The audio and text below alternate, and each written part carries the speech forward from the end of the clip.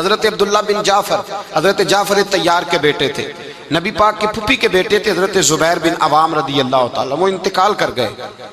ان کا جب وصال ہوا تو 10 لاکھ دینار کا قرضہ تھا ان پر، اور جو زمین انہوں نے چھوڑی وہ زمین بنجر تھی۔ لو سن لے، جن پر قرضہ چڑھا ہوا ہے وہ نسخہ بھی سن لے، جن پہ قرضے ہیں نا، جو تنگ دست ہیں، جو روز رکے بھیجتے ہیں دعاؤں کے کہ بڑی پریشانیاں، وہ وظیفہ سنیں، وہ وظیفہ سنیں۔ ہمارے زمانے میں وظیفے لینے کا رواج نہیں، تویز لینے کا رواج ہے۔ لینا چاہیے، تویز بری چیز نہیں، اچھی چیز ہے، لیکن زیادہ کام برکت والا کیا ہے؟ اللہ اللہ کرنا۔ کیا کام ہے؟ سجدہ کرنا برکت والا کام ہے۔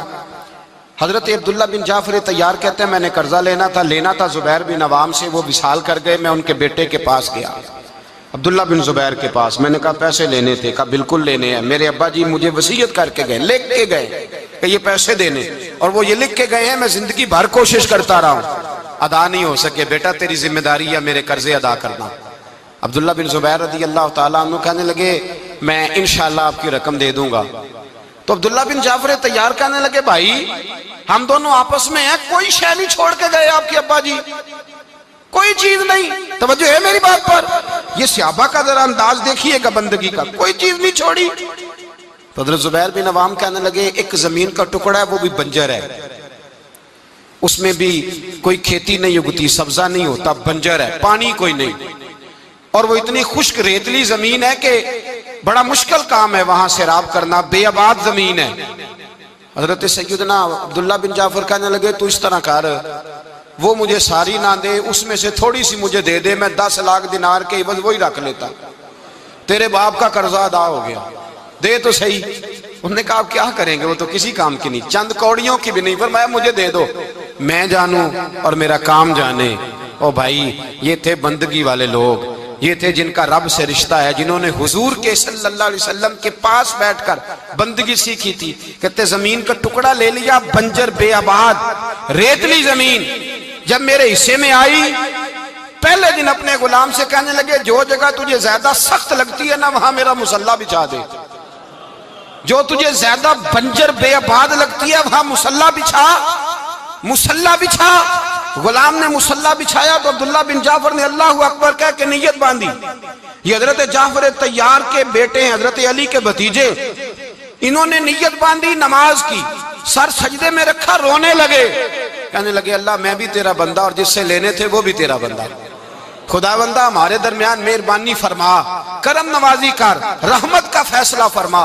اتنا روئے کہ مصلی بھیگ گیا۔ کہتے اتنا تڑپ رہے تھے کہ صحابہ اکٹھے ہو گئے ان کے گرد، مصلی بھیگ گیا۔ جب بھیگا ہوا مصلی نماز مکمل کر کے اٹھایا نا، کہتے مصلی اٹھایا تو نیچے سے اللہ نے پانی کا چشمہ جاری فرما دیا، اللہ نے پانی کا چشمہ جاری کر دیا۔ فرمایا بناؤ حوض، کرو کھیتیاں سیراب۔ فرماتے ہیں جہاں ایک درخت نہیں اگتا تھا اللہ نے پورا باغ اگا دیا، جہاں ایک پھل نہیں ہوتا تھا وہاں عالی شان پھل لگ گئے، قرضے بھی ادا ہوئے۔ حضرت زبیر بن عوام کے بچوں کے پاس مال دولت بھی بچ گیا۔ لوگ جب کہتے ہیں یہ ساری کس چیز کی برکت ہے، اور فرماتے یہ ساری سجدوں کی برکت ہے، یہ رب کی بندگی کی برکت ہے جی، اس کی بارگاہ میں نماز پڑھنے کی مسلمان توجہ نہیں کرتا، توجہ نہیں۔ جاگ رہے ہیں آپ حضرات؟ یہاں کوئی حکومت اعلان کرے نا کہ ہر نماز کے بعد 500 روپیہ، کتنا جی؟ میرے خیال کسی بھی نہیں ہونا مسجد۔ او خدا کے بندو بات سمجھو، رب فرماتا ہے تو مسجد آدھا میں تجھے برکت عطا کروں گا، میں تجھے برکت دوں گا۔ میں ایک صحابی کہتے ہیں مجھے اکثر یہ حضور کا فرمان سنتا تو میرے دل میں خیال آتا آخر اللہ کس طرح برکت دیتا ہے اللہ آخر۔ ایک صحابی کہتے ہیں نبی پاک صلی اللہ تعالیٰ علیہ وسلم نے فرمایا عبادت کرو اللہ برکت دے گا۔ میرے دل کے اندر خیال آیا کس طرح، آخر اللہ کس طرح سے نوازتا ہے، رنگ کیا ہے؟ کہتے میں یہ بات سوچ کے نا تو مجھے قضائے حاجت کی حاجت ہوئی، پخانہ پیشاب کے لیے میں نکلا تو ایک جگہ دور جا کے میں بیٹھا کھیتوں میں، دور جا کے کہتے میں پیشاب کر رہا تھا تو ایک چوہا اپنے بل سے نکلا اور ایک ہیرا میرے پاس رکھ گیا، میں پیشاب کر رہا ہوں، کہتے پھر گیا اندر تو ایک ہیرا اور رکھ گیا، پھر گیا تو پھر رکھ گیا، پھر گیا تو پھر رکھ گیا، کہتے 15 ہیرے چھوڑ گیا۔ اب میں فارغ ہوا، وہ ہیرے اٹھائے، گھر نہیں لے کے گیا، مسجد نبوی میں گیا کہ حضور سے پوچھوں میرے لیے جائز بھی ہیں کہ نہیں. بلوں سے نکل رہے ہیں، بلوں سے پیسے نکل رہے ہیں، ہمارے سارے بلوں میں ہی چلے جاتے ہیں. بلوں سے پیسے آ رہے ہیں صحابہ کو، برکت دیکھیں عبادت، بلوں سے پیسے آ رہے ہیں.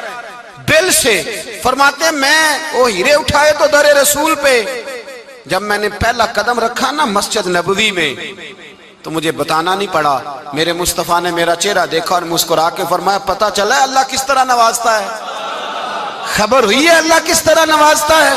فرمایا رب کی بارگاہ میں جھکے رہو، وہ تمہیں وہاں سے دے گا تمہارا گمان بھی نہیں گیا ہوگا. اس کے حضور تو آؤ، اس کی جانب تو توجہ کرو. بندگی کی اپنی ایک لذت ہے، سجدے کا اپنا ایک ذائقہ ہے. اگر آپ نبی کریم سید عالم صلی اللہ تعالیٰ علیہ وسلم کی عبادات کو ملاحظہ کریں نا تو سرکار کی زندگی میں کثرت ہے عبادت کی.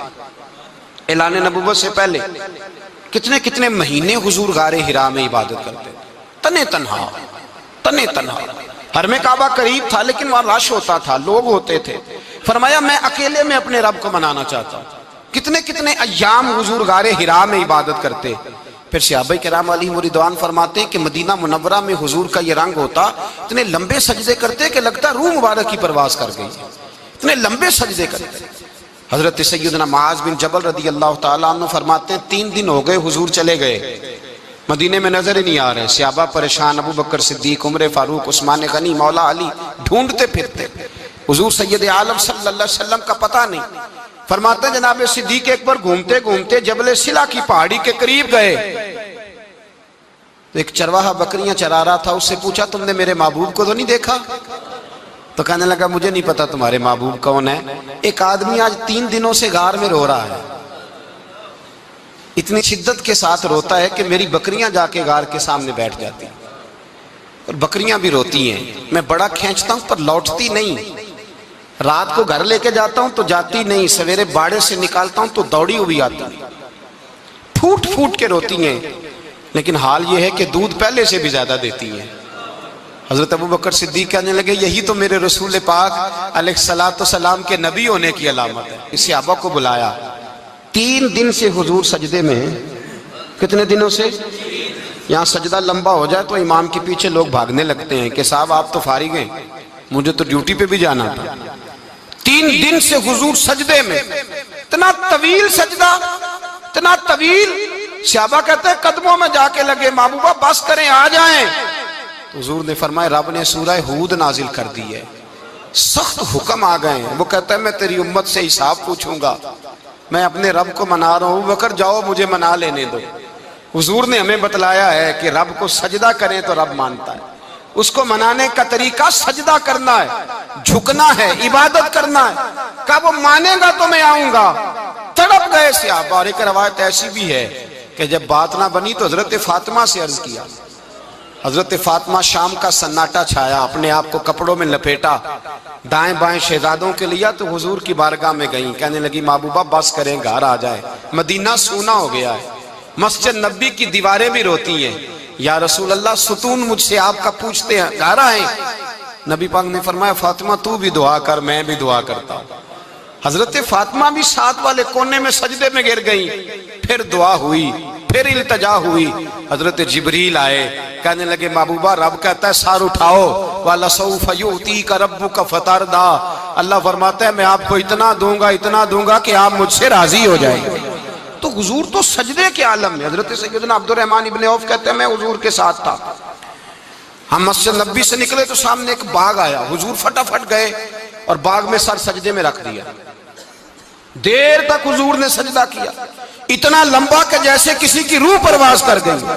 کہتے میں حضور فارغ ہوئے تو عرض کی حضور اتنے لمبے سجدے کی وجہ؟ تو فرمایا میرے پاس جبریل آئے تھے اور انہوں نے کہا یا رسول اللہ رب کہتا ہے آپ کا جو امتی ایک بار درود پڑھے گا اللہ اس پہ 10 رحمتیں نازل کرے گا، اللہ اس کے 10 گناہ معاف کرے گا، اللہ اس کے 10 درجے بلند کرے گا. تو میں نے کہا سجدہ کر کے شکر نہ ادا کر لوں؟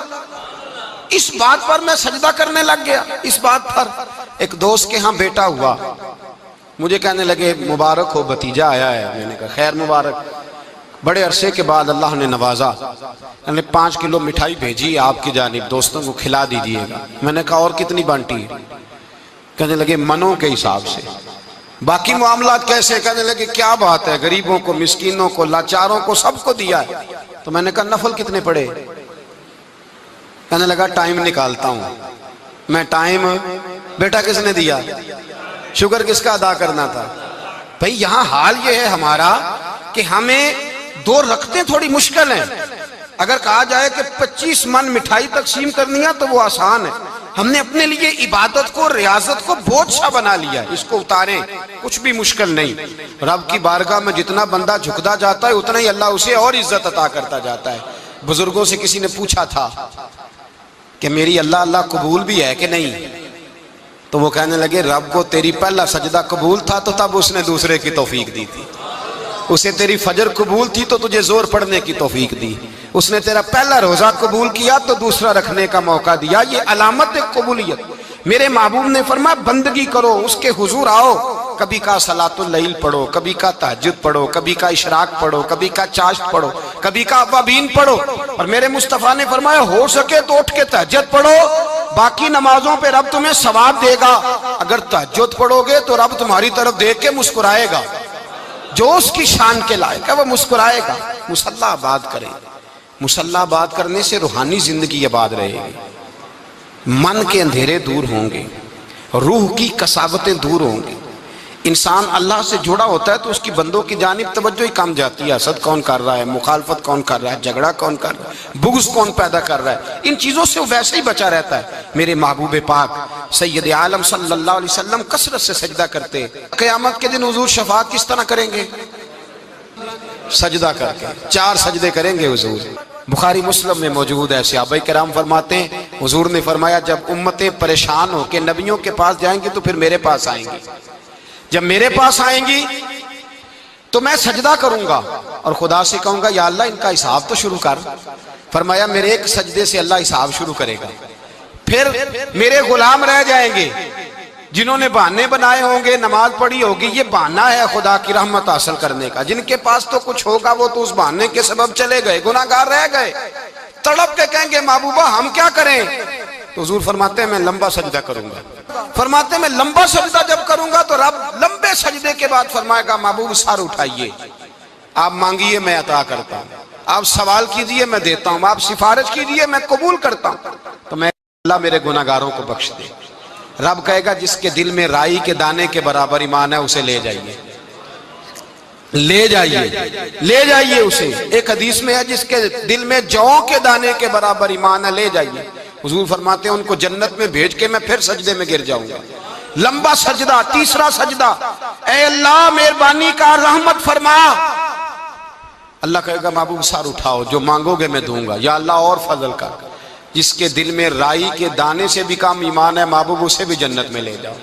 حضور فرماتے ہیں میں اور سجدہ کروں گا، پھر جس کے دل میں اس سے بھی کم ایمان ہوگا اسے بھی لے جاؤں گا۔ صبح قیامت میرے مصطفیٰ کریم علیہ السلام امت بھی سجدہ کر کے بخشوائیں گے۔ جب حضور سجدے کر رہے ہیں تو امت کیوں نہیں کر رہی؟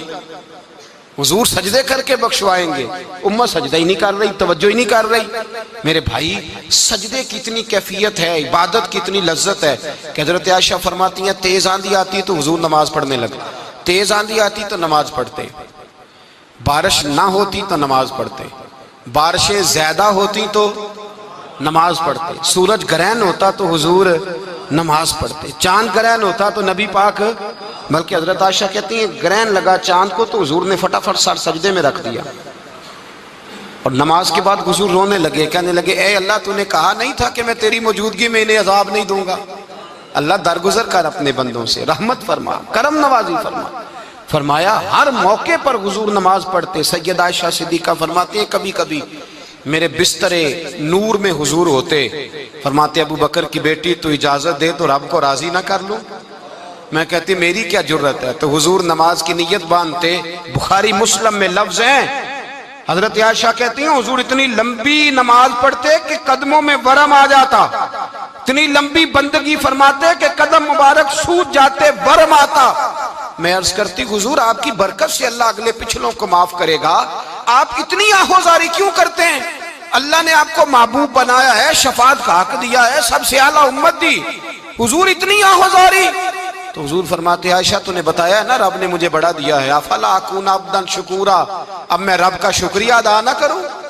میں لمبی نمازیں پڑھ کے اس کا شکریہ ادا کرتا ہوں، اس کی بارگاہ میں حاضر ہوتا ہوں۔ میرے بھائی، نماز نہیں تو انسان کاہے کا، سجدہ نہیں تو اس نے زندگی کہاں بتا دی۔ اگر اللہ کی بارگاہ میں ایک صحابی نے سر سجدے میں رکھا تو ماتھے پہ مٹی لگ گئی، وہ جھاڑنے لگے، میرے قریب نے فرمایا نہ جھاڑ، جب تک سجدے کی مٹی پیشانی پہ رہتی ہے اللہ کے فرشتے درود پڑھتے رہتے ہیں، اس سے رہنے دو، یہ تو لذت ہے۔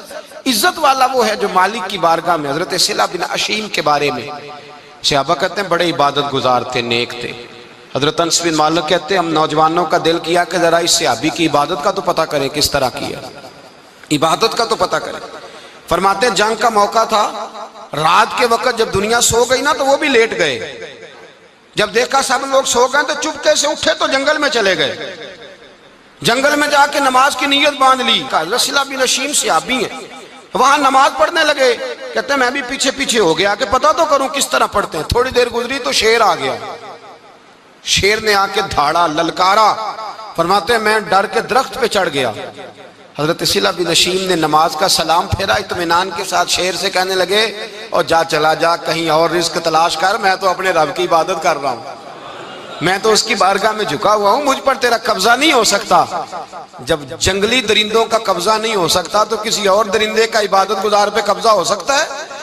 حضرت انس بن مالک فرماتے ہیں مجھے سمجھ آ گئی جو درندوں سے بچنا چاہے، ظالموں، جابروں، فاسقوں سے بچنا چاہے، وہ اپنے آپ کو رب کی بارگاہ میں جھکائے، وہ اس کے حضور حاضری دے جو بچنا چاہے۔ میرے بھائی، رمضان المبارک آیا، مسجدیں بھری، 2-3 دن 4 دن نئی صفیں خریدی لوگوں نے، پھر 2-4 روزے گزرے، پھر چند دن گزرے، پھر وہی معمول کے نمازی، معمول کے نمازی۔ ایک بات بتاؤ، گکھڑ میں نا 4-5-6 قبرستان ہیں، ان قبرستانوں کی تختیوں کو کبھی پڑھیں جا کے، ایسے لوگ آپ کو ملیں گے جن کی وجہ سے حکومتیں چلتی تھیں، وہ سو گئے تو پیچھے کام بند ہو گیا ہے، کیا ہوا؟ کام چل رہا ہے کہ ختم ہو گیا؟